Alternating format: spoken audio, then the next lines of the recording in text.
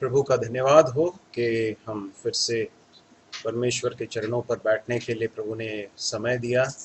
जुड़े हुए सारे भाई बहनों का फिर से प्रभु यीशु मसीह में स्वागत है।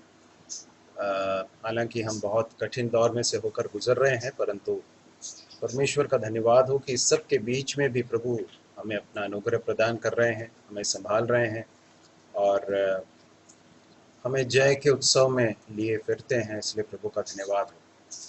बिना ज़्यादा समय गंवाए हम परमेश्वर के वचन के अध्ययन में जाएंगे। हमने जो बातें देखी थी उसको हम फिर से देखेंगे। हमने पिछली बार जिन चीज़ों को देखा उसे जरा हम फिर से समराइज करेंगे। पिछली बार हमने प्रभु यीशु मसीह के देह धारण के विषय में अध्ययन किया।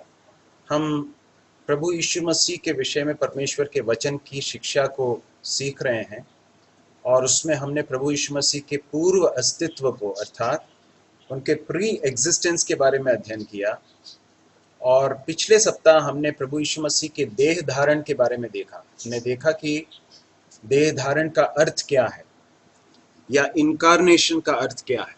इनकारनेशन का अर्थ या शरीर में प्रकट होना, सिर्फ प्रकट होना मात्र नहीं है, परंतु प्रभु यीशु मसीह ने, परमेश्वर के पुत्र ने एक अतिरिक्त स्वभाव को ग्रहण कर लिया है और हमेशा के लिए ग्रहण कर लिया है। एक समय था जब परमेश्वर पुत्र ने कोई इस तरह का अतिरिक्त स्वभाव या फिर मनुष्य का जो स्वरूप था उसको धारण नहीं किया था। एक समय था वैसा, परंतु जब प्रभु यीशु मसीह के रूप में उन्होंने देह धारण किया, उस समय से लेकर हमेशा के लिए उन्होंने एक अतिरिक्त स्वभाव को, एक एडिशनल नेचर को उन्होंने ग्रहण कर लिया है और इस लिहाज से वो स्वर्ग में हमारे लिए एक महायाजक है। हमें रिप्रेजेंट करने वाला एक व्यक्ति है, हमारा प्रतिनिधित्व करने वाला, मानव जाति को का प्रतिनिधित्व करने वाला एक अच्छा महायाजक प्रभु यीशु मसीह के रूप में आज हमारे लिए स्वर्ग में विराजमान है। हमने इस बात को देखा कि उनका देह धारण किस तरह से हुआ। हमने देखा कि वो कुंवारी से जन्मे, इसके विषय में जो भविष्यवाणी दी गई उसके विषय में हमने देखा और हमने इसके कुछ प्रमाण देखे। विशेषकर मत्ती रचित सुसमाचार पहले अध्याय में हम जो वंशावली देखते हैं उसमें बाकी सारे लोगों की वंशावली में पिता का नाम बताया गया है, परंतु प्रभु यीशु मसीह के जन्म के विषय में बताया गया कि वो उसका जन्म स्त्री के द्वारा या मरियम के द्वारा हुआ। तो यहाँ पर फिर से प्रभु यीशु मसीह के कुंवारी के द्वारा जन्म के विषय में स्पष्ट प्रमाण दिए गए हैं। फिर हमने इस बात को देखा कि प्रभु यीशु मसीह के देह धारण का उद्देश्य क्या था। प्रभु यीशु मसीह के देह धारण का उद्देश्य यह था कि परमेश्वर को प्रकट करना, मनुष्यों के बीच में परमेश्वर को प्रकट करना। किसी ने परमेश्वर को कभी नहीं देखा, परंतु परमेश्वर के पुत्र ने, प्रभु यीशु मसीह ने परमेश्वर को प्रकट किया है। हमने इस बात को देखा था। फिर हमने देखा कि प्रभु यीशु मसीह सबसे सिद्ध एक पुरुष के रूप में मानव जाति के लिए एक आदर्श है। पहला पत्रस 2:21 में हमने देखा कि उनके अवतरण के द्वारा या फिर उनके देह धारण के द्वारा उन्होंने मानव जाति के लिए एक सिद्ध, एक आदर्श पुरुष को प्रस्तुत किया है। फिर हमने इस बात को देखा कि पाप के लिए बलिदान का प्रबंध करना, उनके देह धारण का एक प्रमुख उद्देश्य यह था कि वे अपने देह में रहते हुए पाप का बलिदान करें, पाप के लिए अपने देह को बलिदान होकर अर्पित करें। फिर पहला यूहन्ना 3:8 में हमने इस बात को देखा कि शैतान के कामों को नाश करने के लिए प्रभु यीशु मसीह का देह धारण हुआ। फिर हमने देखा कि वे एक दयालु महायाजक हमारे लिए बने, इसलिए जरूरी था कि वे एक हमारे समान देह धारण करें और इसलिए वे जानते हैं हमारे देह में रहते हुए हम जो तकलीफें अनुभव करते हैं, जो थकान या बीमारी और तकलीफ, दर्द, ये सब उन्होंने भी सहा है। इसलिए बहुत जरूरी था कि वे भी हमारे समान एक देह धारण करें, तो उन्होंने इसलिए उस देह को धारण किया। फिर हमने इस बात को देखा नहीं है, परंतु आज हम देखने वाले इसके 6वें पॉइंट से लेकर आगे के बातों को हम निकालेंगे दूसरा शमूएल 7वां अध्याय उसके 16वें पद को, कोई भी पढ़ सकते हैं जिसे भी मिल जाए, जल्दी निकालें। दूसरा शमूएल 7 का 13, 7 का 16, कोई और निकालें लूका 1 का 31 से लेकर 33 तक, जिसे मिल जाए जल्दी पढ़ लें।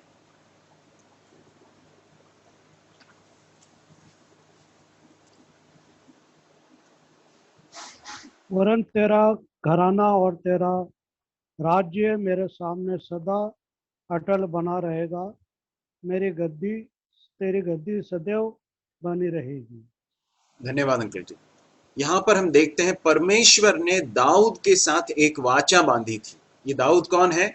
इज़राइल का एक राजा था। पहला राजा शाऊल था, उसके बाद परमेश्वर के का वचन कहता है कि परमेश्वर ने अपने मन के समान, अपने हृदय के समान एक व्यक्ति, अपने मन के अनुसार एक व्यक्ति को चुन लिया जिसका नाम है दाऊद।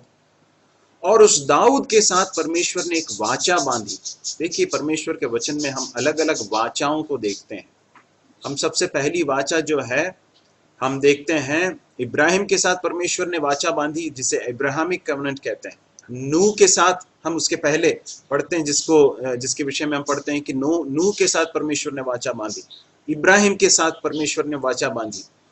और उस वाचा को जिसे परमेश्वर ने इब्राहिम के साथ बांधी थी, उसे इसहाक के साथ और याकूब के साथ उसको फिर से दोहराते हुए हम देख सकते हैं। और उसके पश्चात एक बहुत महत्वपूर्ण जो कवनेंट है, जिसे डेविडिक कवनेंट कहा जाता है, या फिर दाऊद के साथ बांधी गई वाचा कहा जाता है, उसको हम यहाँ पर दूसरा शमूएल 7 के 16 में हम पढ़ रहे थे। परमेश्वर ने राजा दाऊद से एक वाचा बांधी, परमेश्वर ने एक प्रतिज्ञा की उसको। क्या है ये वाचा? वाचा मतलब एक ऐसी दृढ़ प्रतिज्ञा जिससे परमेश्वर कभी भी पीछे नहीं हटेंगे।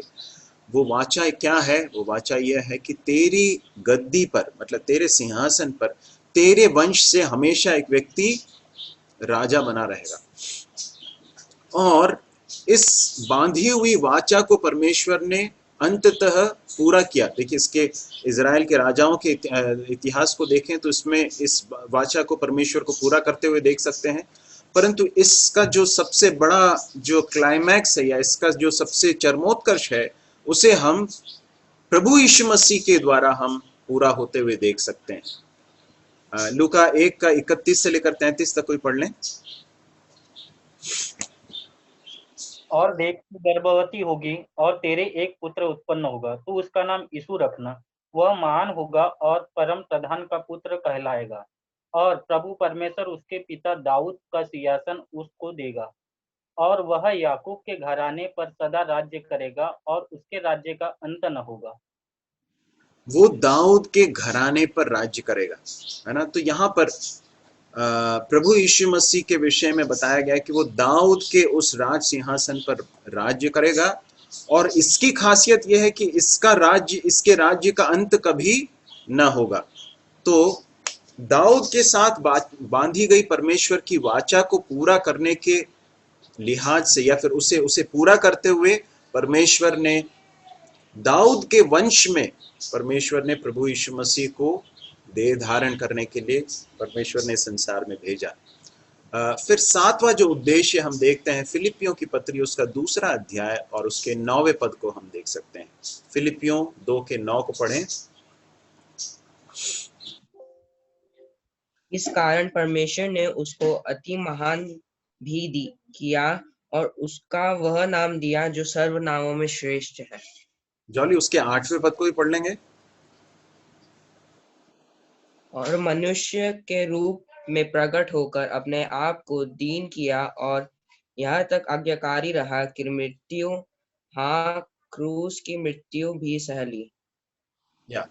तो यहाँ पर हम पढ़ते हैं कि प्रभु यीशु मसीह के देह धारण के विषय में फिलिपियों में प्रेरित पौलुस बताता है कि वो मनुष्य के रूप में प्रकट हुआ और अपने आप को दीन किया। और उसके बाद हम पढ़ते हैं कि उसे एक ऐसा नाम दिया गया है जिस नाम में के सामने सारे घुटने टिक जाएं और हर जीभ इस बात को अंगीकार करे कि यीशु मसीह ही प्रभु है।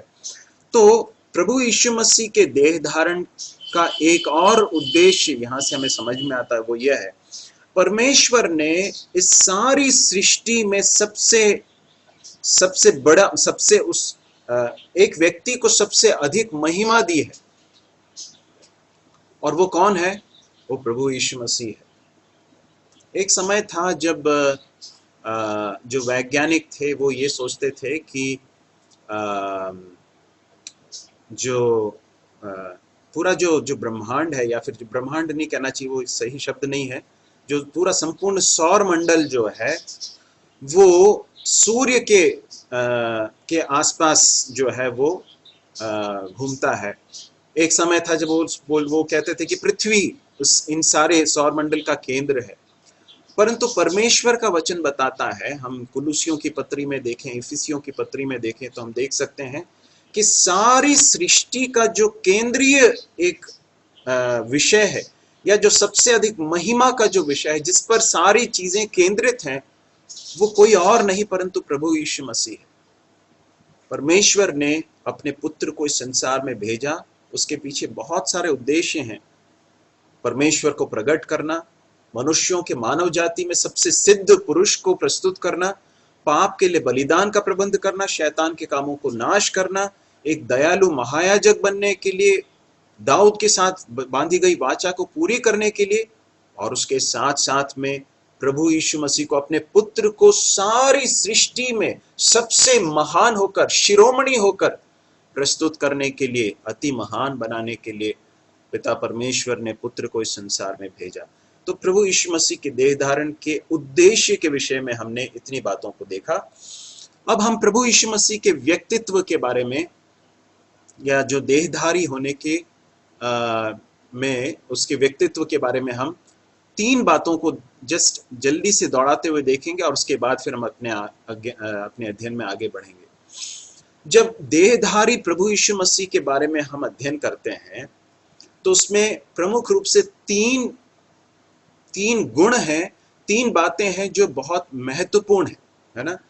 इनकारनेट क्राइस्ट में प्रभु यीशु मसीह जो देहधारी हुए, उनमें 3 बातें हैं जो हमें हमेशा याद रखनी चाहिए। पहली बात, अघटित ईश्वरत्व। इसका अर्थ क्या है? इसका अर्थ यह है कि जब प्रभु यीशु मसीह मनुष्य के रूप में देहधारी हुए, तो उस समय पर, जब वो देहधारी होकर इस संसार में थे, उस समय पर उनके ईश्वरत्व में किसी प्रकार की कोई घटी नहीं हुई थी। इस बात को अच्छी तरह से अपने मन में बैठा लेना बहुत जरूरी है, ये बहुत महत्वपूर्ण सच्चाई है। When the Lord Jesus Christ came into this world as the incarnate Son, there was no diminishing of his deity.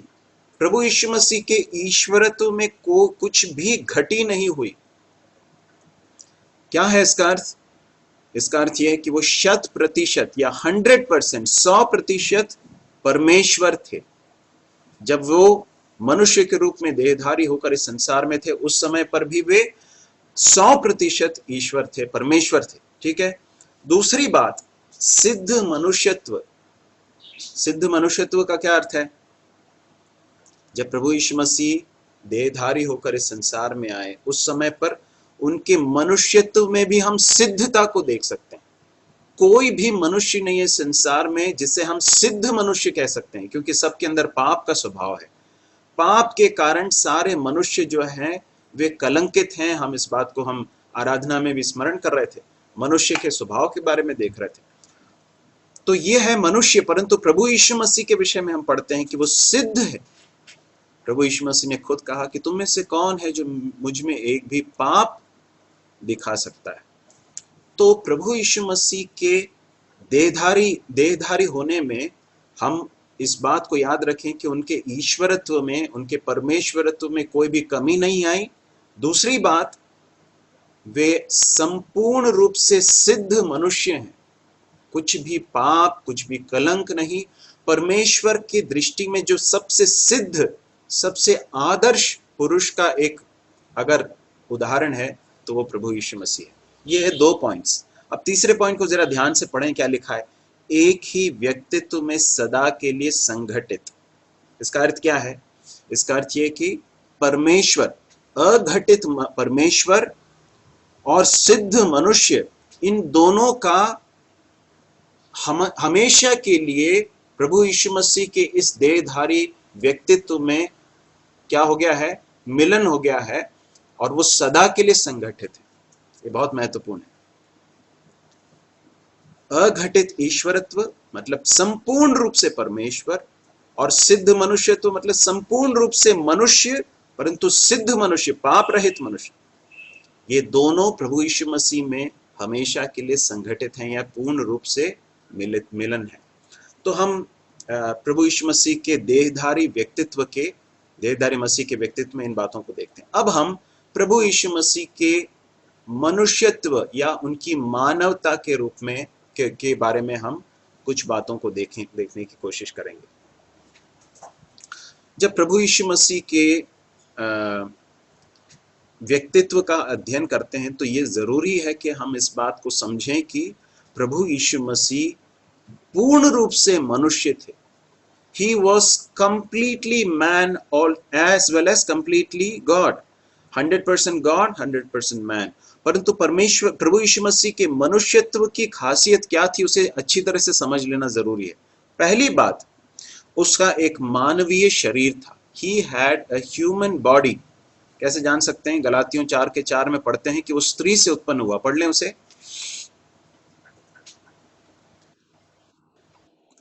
परंतु जब समय पूरा हुआ तो परमेश्वर ने अपने पुत्र को भेजा जो स्त्री से जन्मा और व्यवस्था के अधीन उत्पन्न हुआ। स्त्री से उत्पन्न हुआ। देखिए, बहुत सारे अवतारों के विषय में, तथाकथित अवतारों के विषय में ऐसा बताया जाता है कि वे अचानक प्रकट हो गए, या कुछ लोगों ने इस तरह से दावा किया कि वो अवतार हैं। परंतु प्रभु यीशु मसीह के विषय में यह स्पष्ट बताया गया कि उनका आरंभ कैसा हुआ। हम स्पष्ट रूप से समझ सकते हैं कि उनका आरंभ कैसा, उनका जन्म कैसा हुआ, वे किस तरह से उत्पन्न हुए। यहाँ लिखा है कि स्त्री से उत्पन्न हुए। ठीक है, तो इसलिए कि एक मनुष्य के द्वारा उनका जन्म हुआ, स्त्री से जन्म हुआ, इसलिए हमारे ही समान उनका एक मानवीय शरीर था, हमारे समान हाड़ मांस का लहू का शरीर था। तो ये एक बात है जिसे हमें समझने की जरूरत है कि प्रभु यीशु मसीह का एक मानवीय शरीर था। जन्म उनका किस तरह से हुआ, इस बात को हमने देखा। फिर दूसरी बात हम देखते हैं कि प्रभु यीशु मसीह का ये जो शरीर था, जो व्यक्तित्व था, वो विकास के अधीन था। देखिए, जब हम परमेश्वर की बात करते हैं ना, तो परमेश्वर का आरंभ कभी नहीं, इस तरह से हम नहीं कह सकते कि फलाने समय परमेश्वर का आरंभ हुआ। He has no beginning। परमेश्वर का कोई आरंभ नहीं, वो अनादिकाल से अनंत काल तक वो अस्तित्व में है। परंतु देहधारी परमेश्वर पुत्र प्रभु यीशु मसीह के बारे में हम जानते हैं कि उन्होंने जब देह धारण किया उस समय वो स्त्री से उत्पन्न हुए। उनका अस्तित्व अनादिकाल से है, परंतु देहधारी जब हुए तो वो स्त्री से उत्पन्न हुए। और उसके बाद हम लूका 2:52 में पढ़ते हैं कि उनका जो शरीर है, उनका व्यक्तित्व जो है वो विकास के अधीन था। उसे पढ़ लेंगे, लूका 2:52। और यीशु बुद्धि और डील डॉल में और परमेश्वर और मनुष्य।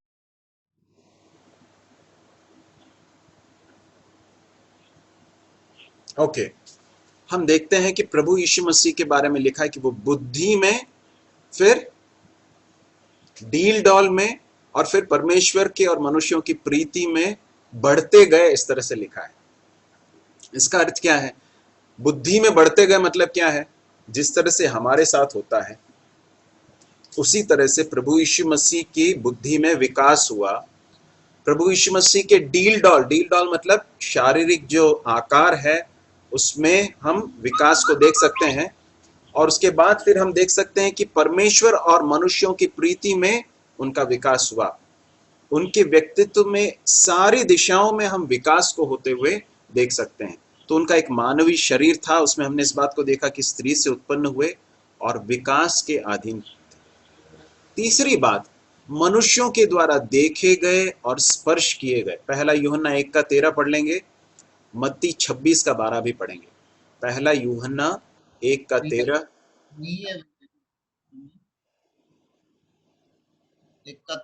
अंकल नहीं है। नहीं है। आयत नहीं है 13। सॉरी, पहला यूहन्ना पहला अध्याय 1 और 3। उस जीवन के वचन के विषय में जो आदि से था, जिसे हमने सुना और जिसे अपनी आंखों से देखा, वरन जिसे हमने ध्यान से देखा और हाथों से छुआ। ठीक है, तीसरे पद को भी पढ़ लें। जो कुछ हमने देखा और सुना, हाँ जी, जो कुछ हमने देखा और सुना है उसका समाचार तुम्हें भी देते हैं, इसलिए कि तुम भी हमारे साथ सहभागी हो, और हमारी यह सहभागिता पिता के साथ और उसके पुत्र यीशु मसीह के साथ है। धन्यवाद भाई। हमने यहाँ देखा यूहन्ना प्रभु यीशु मसीह के बारे में बताता है कि वो जो आरंभ से ही था, है ना, परमेश्वर के वचन, जीवन के वचन के बारे में यहाँ बताता है, अर्थात प्रभु यीशु मसीह के बारे में बता रहा है। और ये कहता है कि वो पहले से ही था, उसका अस्तित्व जो है उस मरियम के कोख में नहीं हुआ, परंतु उसका अस्तित्व शुरू से है, वो पहले से ही है, अनादिकाल से है। और उसके बाद लिखा है जिसके बारे में हमने सुना था, और उसके बाद लिखा है कि हमने उसे देखा, अपनी आंखों से देखा, हमने उसे ध्यान से देखा, और हमने अपने हाथों से उसे छुआ, इस तरह से लिखा। तो यूहन्ना यहाँ पर इस बात को बताना चाहता है कि प्रभु यीशु मसीह जब प्रकट हुए, जब देहधारी हुए, तो हमने उनको अपने आंखों से देखा, हमने अपने हाथों से स्पर्श करके देखा। जब यूहन्ना इस बात को बता रहा है ना प्रिय भाइयों और बहनों, तो बहुत रोमांचित होकर इस बात को कह रहा है।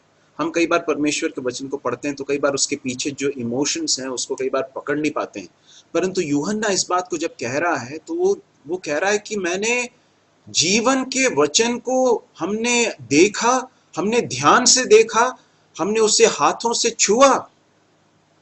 यही यूहन्ना पहले अध्याय, यूहन्ना रचित सुसमाचार में पहले अध्याय में इस तरह से कहता है कि वो वचन देहधारी हुआ और अनुग्रह और सच्चाई के साथ हमारे बीच में डेरा किया, हमने उसकी महिमा देखी, इस तरह से लिखा। आप जानते हैं ना, ये यूहन्ना प्रभु यीशु मसीह के साथ उस पहाड़ पर था जब प्रभु यीशु मसीह का रूप बदल गया था। आपको याद है उस भाग में क्या हुआ? प्रभु यीशु मसीह अपने साथ 3 शिष्यों को लेकर गए थे। कौन कौन थे, आपको याद है? कौन थे? पतरस, यूहन्ना और याकूब। पतरस, याकूब और यूहन्ना। तो उसमें से एक है ये यूहन्ना। प्रभु यीशु मसीह के इनर सर्कल में, या प्रभु यीशु मसीह के अंदरूनी जो शिष्यों में भी जो ज्यादा प्रभु यीशु मसीह के पास रहते थे, उनमें से एक है यूहन्ना। और वो यूहन्ना इस तरह से कहता है कि हमने उसकी महिमा ऐसी देखी जैसे मानो परमेश्वर के एकलौते की, प्रभु यीशु मसीह की महिमा को इसने देखा था उस पहाड़ पर। और वो कहता है कि वो देहधारी हुआ, वो पर वचन देहधारी हुआ, हमने उससे देखा और स्पर्श किया। तो प्रभु यीशु मसीह का ये जो मानवीय शरीर हम कहते हैं ना, मानवीय शरीर, तो ये शरीर हमारे ही समान एक शरीर था। इस बात को बताने के लिए यूहन्ना इस बात को बता रहा है, कह रहा है कि हमने देखा, हमने छुआ। यूहन्ना ने प्रभु यीशु मसीह के बारे में यूहन्ना रचित सुसमाचार 4 अध्याय में इस बात को दर्ज किया है कि वो सामरिया गांव में से होकर गया और वो मार्ग का थका हुआ था, उसको प्यास लगी, है ना। ये सारी चीजें उसने दर्ज की, बहुत सारी चीजें दर्ज की हैं। तो प्रभु यीशु मसीह का शरीर हमारे ही समान था। वो कुछ अलग अलौकिक शरीर नहीं था जिसके सिर के ऊपर कोई आभा मंडल दिखाई देता हो, ऐसा नहीं था। हमारे ही समान एकदम साधारण एक शरीर था। इसलिए यशायाह की पुस्तक में यदि आप रेफरेंसेस अलग से लिख रहे हैं तो आप जरूर लिख लें, क्योंकि कई बार जो नोट्स में नहीं होते वो भी कई बार याद आ जाते हैं, तो बता देते हैं। यशायाह उसके 53वें अध्याय को निकालें, यशायाह की पुस्तक 53वां अध्याय, और उसके पहले 2 पदों को पढ़ेंगे। यशायाह 53 का 1 और 2। गया उसका किसने विश्वास किया, और यहोवा का भुजबल किसका प्रकट हुआ? क्योंकि वह उसके सामने अंकुर के समान और ऐसी जड़ के समान होगा जो निर्जल भूमि में फूट निकले। उसकी ना तो कुछ सुंदरता थी कि हम उसको देखते, और ना उसका रूप ही हमें ऐसा दिखाई पड़ा कि हम उसको चाहते। धन्यवाद।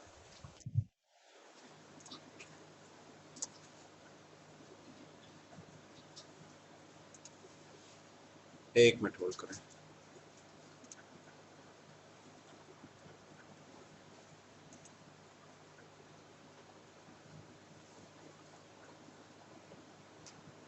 एक मिनट होल्ड करें, इसमें कुछ समस्या आ गई है।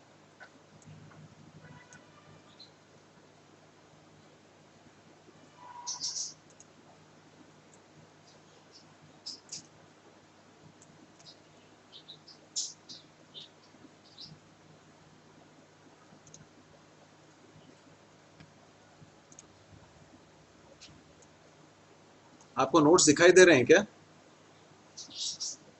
दिखाई दे रहे हैं। ओके। मैं इसमें वो रेफरेंस लिखना चाह रहा था लेकिन कुछ समस्या आ गई है। खैर एनीवे, तो आप वो रेफरेंस नोट कर लें। यशायाह की पुस्तक 53वां अध्याय 1 और 2। यहाँ पर हम देखते हैं कि किसने हमारे संदेश को, यशायाह कहता है कि किसने हमारे संदेश पर विश्वास किया, यहोवा का भुजबल किस पर प्रकट हुआ।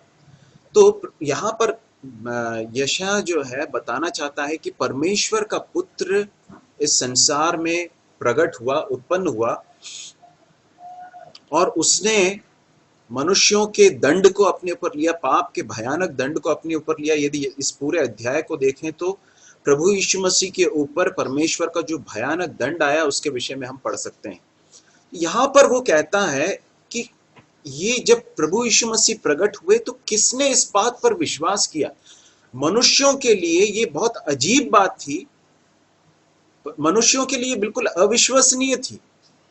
उन्होंने प्रभु यीशु मसीह को देखकर उसे एक साधारण से मनुष्य के रूप में ही देखा।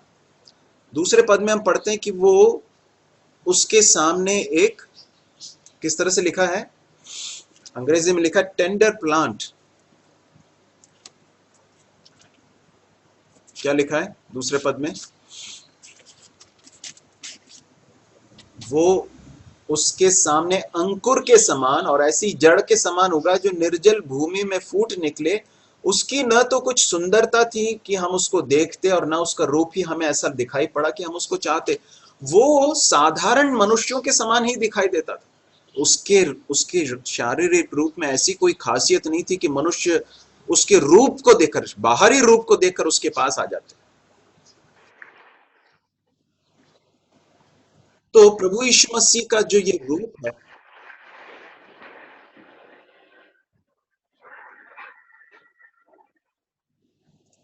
प्रभु यीशु मसीह का ये जो बाहरी रूप है, ये हमारे ही समान दिखाई देता था। आपको याद है जब प्रभु यीशु मसीह को गिरफ्तार करने के लिए उस गत्समने के बाग में यहूदा के नेतृत्व में लोग आए, तो उस समय पर यहूदा इस्करियोती ने उन लोगों को एक इशारा दिया था, एक बात कही थी कि मैं जिसको जाकर चुंबन दूं, जिसको चूमूं वो है यीशु, उसको पकड़ लेना।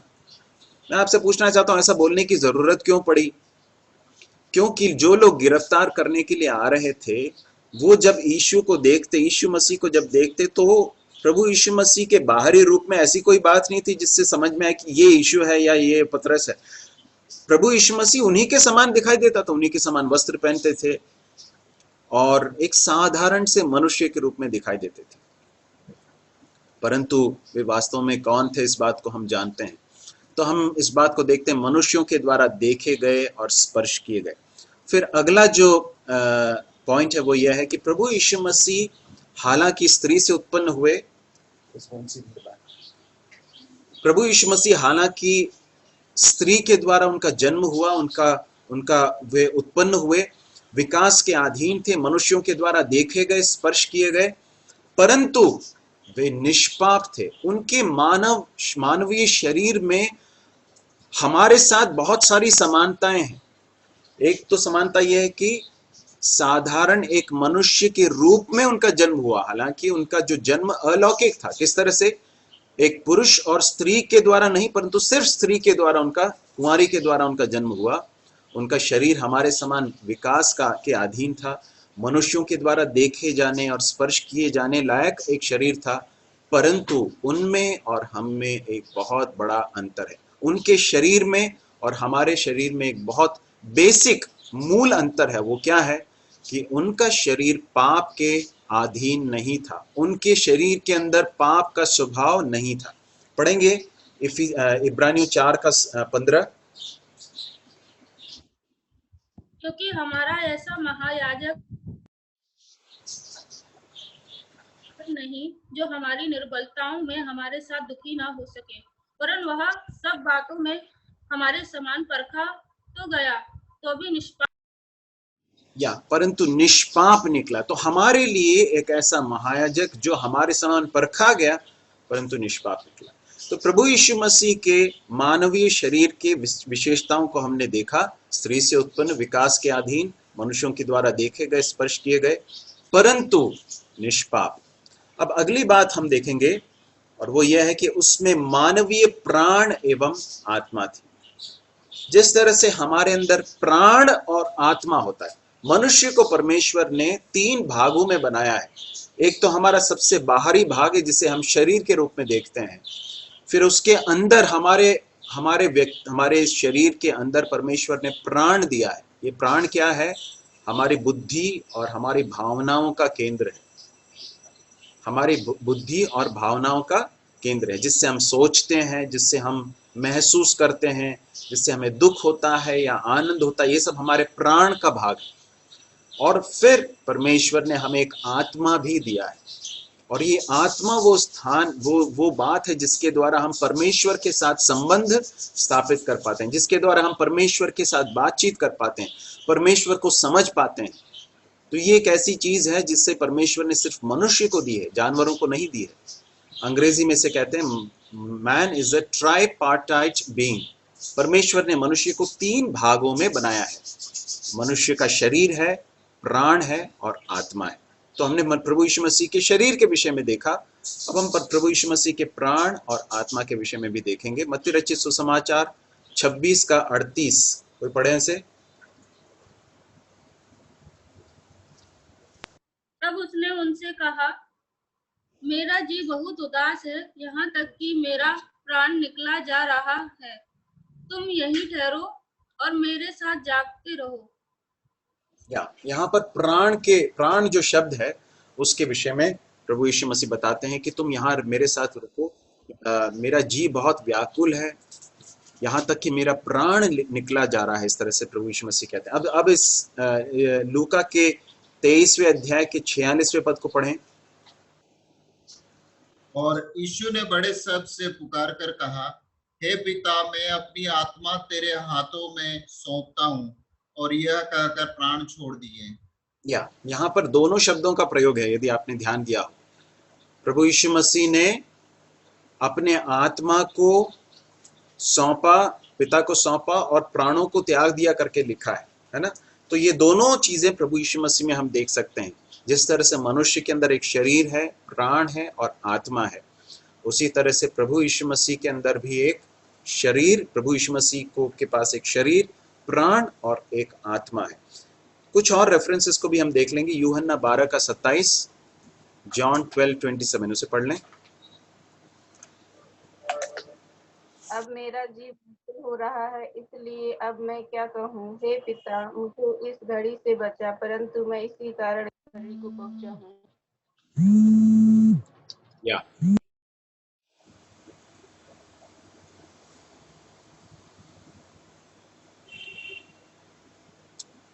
तेरहवें अध्याय के 21वें पद को और 19 के 30 को भी कृपया पढ़ लें। 13 का 21 और 19 का 30। ये बातें कहकर यीशु आत्मा में व्याकुल हुआ और यह गवाही दी, मैं तुमसे सच सच कहता हूँ कि तुम्हें से एक मुझे पकड़वाएगा। या आत्मा में व्याकुल हुआ करके पढ़ते हैं। 19 का 30 भी पढ़ें। जब यीशु ने वह सिरका लिया तो कहा, पूरा हुआ, और सिर झुकाकर प्राण त्याग दिए। तो हम इन सारे रेफरेंसेस से हम समझ सकते हैं प्रभु यीशु मसीह के अंदर हमारे समान प्राण और आत्मा भी था। तो इसलिए संपूर्ण रूप से मनुष्य है ना, लेकिन एक सिद्ध मनुष्य। कुछ और चीजों को हम देखेंगे इसमें। प्रभु यीशु मसीह के विषय में हम पढ़ते हैं कि प्रभु यीशु मसीह का जो ये शरीर है वो मानवता के सीमा बंधनों के अधीन था। उनका ये जो शरीर है वो मनुष्य के को जो सीमाएं हैं ना, जो बंधन, जिन सीमा बंधनों में हम बंधे हुए हैं, उन्हीं के अधीन प्रभु यीशु मसीह का ये शरीर भी था। जैसे हम पढ़ते हैं प्रभु यीशु मसीह को भूख लगी, मत्ती 4:2 पढ़ें। वो 40 दिन और 40 रात निराहार रहा, अंत में उसे भूख लगी। तो जब हम खाना नहीं खाते हैं, जब भोजन नहीं करते हैं, तो जिस तरह से हमें भूख लगती है उसी तरह से हम प्रभु यीशु मसीह को निराहार रहने पर या खाना न खाने पर भूख लगते हुए हम देख सकते हैं। फिर यूहन्ना 4 अध्याय में हम पढ़ते हैं कि उसे प्यास लगी जब वो उस कुएं के किनारे था, हम वहाँ पढ़ते हैं। फिर यूहन्ना 19:28 में हम पढ़ते हैं कि प्रभु यीशु मसीह को प्यास लगी जब वो क्रूस पर थे, हम पढ़ते हैं कि उसे प्यास लगी। मैं प्यासा हूँ करके वो कहते हैं। तो ये जो मैं प्यासा हूँ करके वो कहते हैं, तो ये कोई इसमें कोई और आत्मिक अर्थ ढूंढने की जरूरत नहीं। वो वास्तव में लिटरली सही बात कह रहे हैं। उनके मानवीय शरीर में उन्होंने प्यास को अनुभव किया।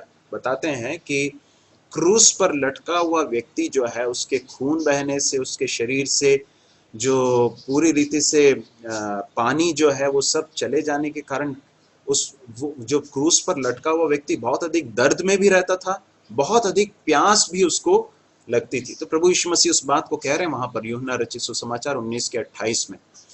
फिर उसे थकान का अनुभव हुआ। यूहन्ना रचित सुसमाचार 4 अध्याय के 6वें पद में हम पढ़ते हैं, वो मार्ग का थका हुआ उस कुएं के किनारे जाकर बैठ गया।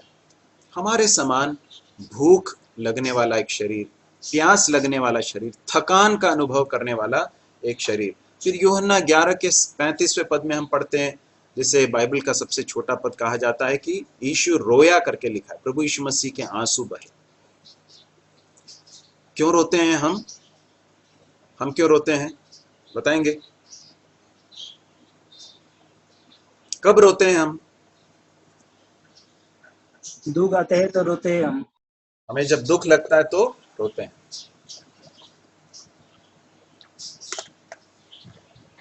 प्रभु यीशु मसीह ने अपने प्राण में, अपने इस शरीर में रहते हुए जब लोगों के दुख को देखा तो उन्हें भी दुख हुआ।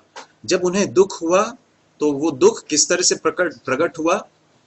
उनके आंसू बहे करके हम पढ़ते हैं। फिर 5वां पॉइंट, ये बहुत महत्वपूर्ण है। एक शरीर में रहने वाले एक व्यक्ति की ही परीक्षा हो सकती है। हम जानते हैं ना कि अदन की वाटिका में परमेश्वर ने मनुष्य को रखा, आदम और हव्वा को रखा, और उस वाटिका में शैतान सर्प के द्वारा आकर उनका प्रलोभन करता है। प्रभु यीशु मसीह, आदम और हव्वा की परीक्षा होती है। वो पहले आदम की परीक्षा जब हुई तो वो पाप में गिर गया, उस प्रलोभन में वो विफल हो गया। परंतु हम प्रभु यीशु मसीह की परीक्षा के विषय में जब देखते हैं तो वो भी एक सिद्ध मनुष्य बनकर आए, जिसमें पाप नहीं था, परंतु उसकी परीक्षा में वो सफल हुए। परंतु ये बहुत महत्वपूर्ण बात है कि यदि वो हमारे समान एक शरीर अगर धारण नहीं करता तो उसकी वो परीक्षा जो है वो रियल नहीं होती, है ना, वो वास्तविक नहीं होती। तो इसलिए वो शरीर में, हमारे समान एक शरीर में आया और उस शरीर में उसकी परीक्षा हुई। इब्रानियों 4:15 पढ़ लें, हालांकि हम पहले शायद पढ़ चुके हैं, फिर भी पढ़ लें एक बार। इब्रानियों 4:15। क्योंकि हमारा ऐसा महायाजक नहीं जो हमारी निर्बलताओं में हमारे साथ सुखी ना हो सके, वरन वह सब बातों में हमारी नाई परखा तो गया तो भी निष्पाप निकला। हमारा ऐसा महायाजक नहीं जो हमारे दशा को देखकर दुखी ना हो सके, है ना, वो हमारे समान परखा गया परंतु निष्पाप निकला। तो हम प्रभु यीशु मसीह के मानवीय शरीर के बारे में हम देखते हैं, उनके मानवता के बारे में हम देख रहे हैं। तो एक मानवीय शरीर था, उसमें मानवीय प्राण एवं आत्मा थी और वो मानवता के सीमा बंधनों के अधीन था। उसमें हमने देखा कि उसे भूख लगी, उसे प्यास लगी, उसे थकान का अनुभव हुआ, उसके आंसू बहे, उसकी परीक्षा हुई। अब हम देखेंगे प्रभु यीशु मसीह के कुछ मानवीय नाम थे जो उनके मानवता या उनके मनुष्य होने की ओर इशारा करते हैं। सबसे पहला है लूका रचित सुसमाचार 19:10, जिसमें प्रभु यीशु मसीह को मनुष्य का पुत्र कहकर पुकारा गया है। पढ़ेंगे उसे, लूका 19:10।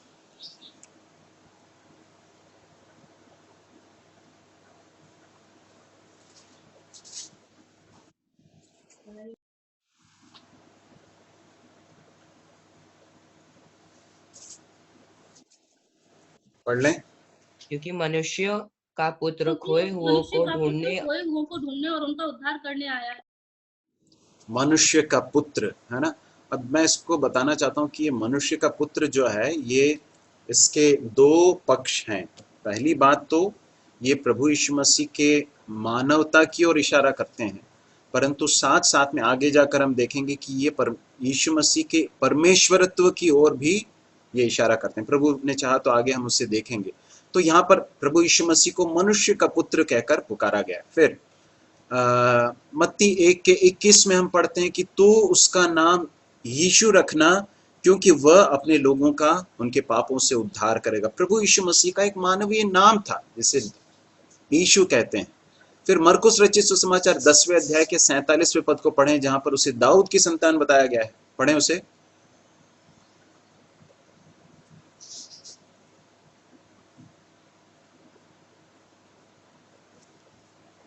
जल्दी पढ़ें। वह यह सुनकर कि यीशु नासरी है, पुकार पुकार कर कहने लगा, हे दाऊद की संतान, यीशु मुझ पर दया। यहाँ पर दो नाम बताए गए हैं। एक तो यीशु नासरी, वो भी इसमें आना चाहिए। प्रभु यीशु मसीह को यीशु नासरी कहा जाता था, नासरत का रहने वाला यीशु, यह है उसका तात्पर्य। तो प्रभु यीशु मसीह के मानवीय नाम थे। और यहाँ पर दाऊद की संतान कहकर भी उसे पुकारा गया है। दाऊद की संतान मतलब कि ऐसा क्यों कहा गया है? क्योंकि वो दाऊद के वंश में उत्पन्न हुआ था। तो प्रभु यीशु मसीह के मानवीय नाम यहाँ पर हम देखते हैं। फिर हम देखते हैं कि प्रभु यीशु मसीह को पुरुष कहकर या मनुष्य कहकर पुकारा गया है। यशायाह 53:3 को कोई पढ़ें और कोई दूसरा व्यक्ति 1 तीमुथियुस 2:5 पढ़ लें।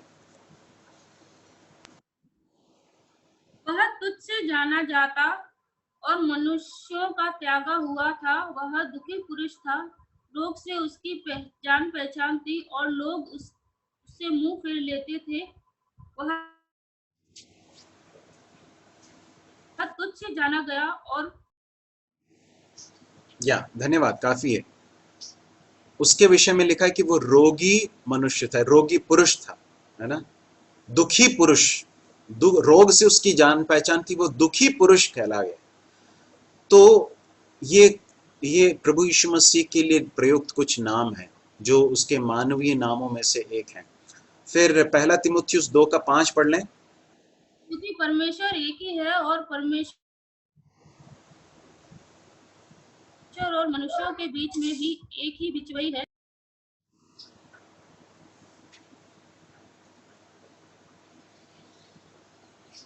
ओके, आवाज कट गई थी।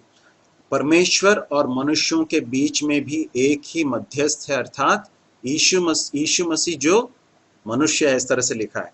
तो प्रभु यीशु मसीह के मानवीय नामों को हम देख सकते हैं। हमने जो बातें अभी तक देखी उस बात को जरा जल्दी से देखेंगे। प्रभु यीशु मसीह के व्यक्तित्व में, देहधारी व्यक्तित्व में हम अघटित ईश्वरत्व को देखते हैं, सिद्ध मनुष्यत्व को देखते हैं, और इन दोनों नेचर्स को, दोनों स्वभाव को हमेशा के लिए, सदा के लिए एक ही व्यक्तित्व में पूर्ण रूप से लीन देख सकते हैं। फिर हमने मनुष्यत्व में हमने देखा कि उनका एक मानवीय शरीर था, स्त्री से उत्पन्न हुए, विकास के अधीन थे, मनुष्यों के द्वारा देखे और स्पर्श किए गए थे, निष्पाप थे, उनमें मानवीय प्राण एवं आत्मा थी, मानव के सीमा बंधनों के अधीन थे, उसे भूख लगी, प्यास लगी, थकान का अनुभव हुआ, आंसू बहे, उसकी परीक्षा हुई। उसके मानवीय नाम थे मनुष्य का पुत्र यीशु, दाऊद की संतान यीशु नासरी, पुरुष, मनुष्य, इस तरह से हम देख सकते हैं। और लास्ट पॉइंट को हम देखकर समाप्त करेंगे, उनकी मृत्यु। जब तक एक व्यक्ति शरीर में न आए तब तक मृत्यु का कोई औचित्य नहीं है ना। मृत्यु तब तक कोई अर्थ नहीं रखती जब तक कि एक व्यक्ति शरीर में न आए। मृत्यु जो है मानव के शरीर में ही उसकी कोई प्रासंगिकता है, उसका कोई रेलेवेंस है। तो परमेश्वर की मृत्यु कभी नहीं हो सकती है ना। मैं आपको इस बात को इसलिए बताना चाहता हूं क्योंकि कई हमारे जो मुस्लिम दोस्त हैं, मित्र हैं, उनके लिए कई बार ठोकर का कारण हो जाता है। वो कहते हैं कि आप लोग कहते हैं कि यीशु मसीह जो है वो परमेश्वर हैं। ऐसा हो ही नहीं सकता क्योंकि परमेश्वर की खुदा की कभी मृत्यु हो नहीं सकती। सही है, इस बात में वो बिल्कुल 100% सही है कि परमेश्वर की कभी मृत्यु हो नहीं सकती। हो सकती है कि परमेश्वर की मृत्यु नहीं हो सकती, परंतु परमेश्वर ने अपने आप को जब एक देह धारण होकर एक मनुष्य का रूप लिया, तो उस मानुषिक रूप में जो प्रभु यीशु मसीह अवतरित हुए, जो उनका देह धारण हुआ, उस शरीर में रहते हुए मृत्यु संभव है। और इसलिए उनकी मृत्यु इस बात की ओर इशारा करती है, इस बात का प्रमाण है कि प्रभु यीशु मसीह 100% मनुष्य भी। समस्या कब आती है? जब यीशु मसीह को संपूर्ण रूप से परमेश्वर के रूप में और संपूर्ण रूप से मनुष्य के रूप में, दोनों को साथ में हम नहीं देखते हैं, तभी समस्या आती है। जब प्रभु यीशु मसीह के बारे में हम ये समझ लें कि वो संपूर्ण रूप से परमेश्वर भी हैं और संपूर्ण रूप से मनुष्य भी हैं, तब उनकी मृत्यु हमारे लिए ठोकर का कारण नहीं बन सकती। उनकी मृत्यु इस बात की ओर इस बात का प्रमाण है कि वे देह में प्रकट हुए। उनका जो शरीर था वो वास्तव में हमारे ही समान एक शरीर था। तो ये सब जो सच्चाइयां हमने देखी, इस सब के द्वारा हमारे जीवन के लिए हम क्या पाठ हम सीख सकते हैं? हम देख रहे थे प्रभु यीशु मसीह के देह धारण के उद्देश्य के विषय में। हमने इस बात को देखा कि प्रभु यीशु मसीह ने परमेश्वर ने दाऊद के साथ बांधी गई वाचा को पूरा करने के लिए प्रभु यीशु मसीह को संसार में भेजा। मेरे प्रिय भाई और बहनों, परमेश्वर, हमारा परमेश्वर अपनी वाचा को पूरा करने वाला परमेश्वर है। उसने दाऊद से वाचा बांधी, उसने इस वाचा को पूरा किया। परमेश्वर ने जो प्रतिज्ञा की, उस प्रतिज्ञा को पूरा करने वाला परमेश्वर है ना। तो ये परमेश्वर के स्वभाव की ओर हमें ले जाता है। और प्रभु हमारी सहायता करे कि इस परमेश्वर के ऊपर हम भरोसा कर सकें इन दिनों में, जबकि बहुत सारी चीजें घट रही हैं। प्रभु हमारी सहायता करे कि हम उसके प्रॉमिसेस पर, उसके प्रतिज्ञाओं पर हम हमेशा भरोसा कर सकें। फिर हम इस बात को याद रखें कि हमारा प्रभु यीशु मसीह हमारे ही समान देहधारी हुआ, इसलिए हमारी सारी तकलीफों को वो जानता है।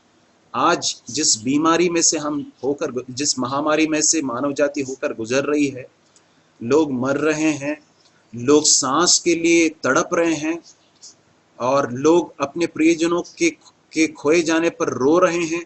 क्या आपको लगता है कि यीशु मसीह इन सारी चीजों को देखकर निर्विकार होकर बैठते हैं क्या? नहीं। प्रभु यीशु मसीह ने इस संसार में जब आए, हम देखते हैं कि जब उन्होंने भीड़ को देखा तो तरस खाया। जब एक विधवा के पुत्र की मृत्यु हो गई, उसके उस अर्थी को लेकर जा रहे थे, हम पढ़ते हैं कि प्रभु यीशु मसीह बहुत व्याकुल हुआ, बहुत दुख हुआ।